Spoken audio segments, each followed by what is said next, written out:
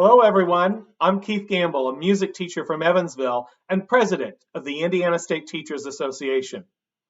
A few weeks ago, I announced ISTA's top legislative priorities to fully fund our public schools, pay teachers as professionals, and improving educator working conditions and student learning conditions. Today, I will be outlining ISTA's full list of priorities. Before I begin, I'd like to thank the members of ISTA's Issues and Concerns Committee who help guide our association's legislative agenda each year.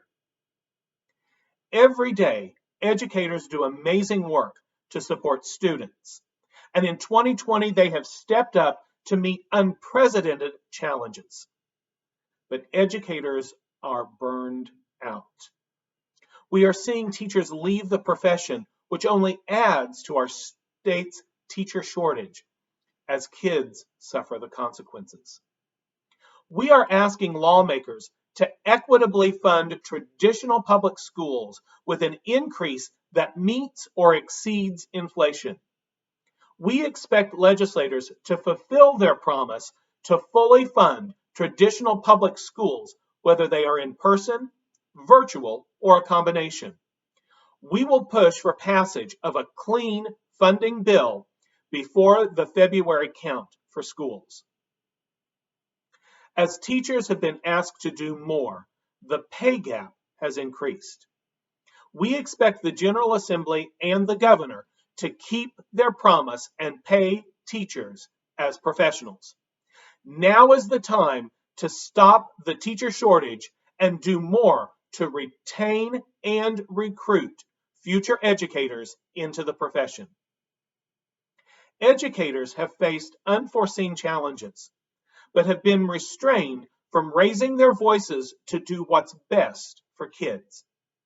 Educator voices are needed to shape student learning conditions and educator working conditions.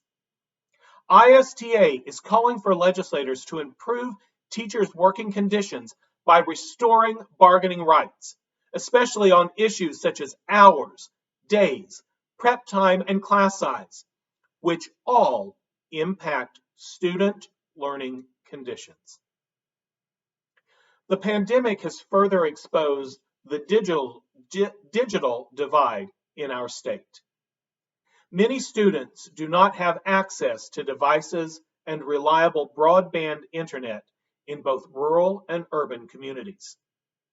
ISTA supports the creation of a state grant fund and requests for federal subsidies to supply devices and expand broadband to ensure all students have equal access. With disruptions last school year and this year, it is no time to create additional stress for students by requiring high-stakes testing. The legislature should eliminate or reduce the state's commitment to standardized testing now and moving forward.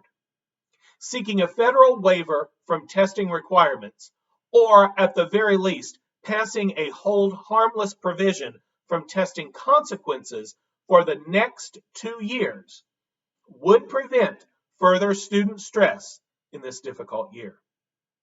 The state must also do more to help students who have fallen behind during this pandemic. It's the time to invest in remediation programs and resources for students.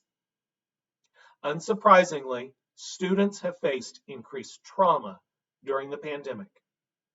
Our schools need programs that will increase staff, such as counselors and social workers, while offering professional development to identify trauma and mental health disorders.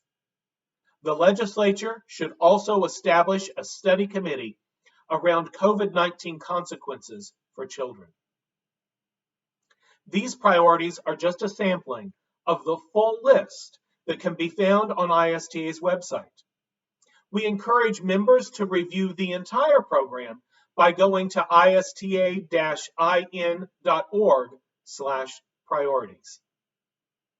In closing, I call on all our members and advocates to be engaged this session.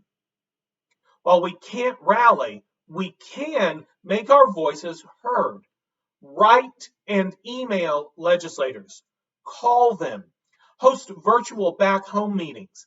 Ask your school board to support a Red for Ed resolution. When we band together for kids, we win. Visit investineducationin.org for more information. Our Red for Ed work has not wavered during this pandemic.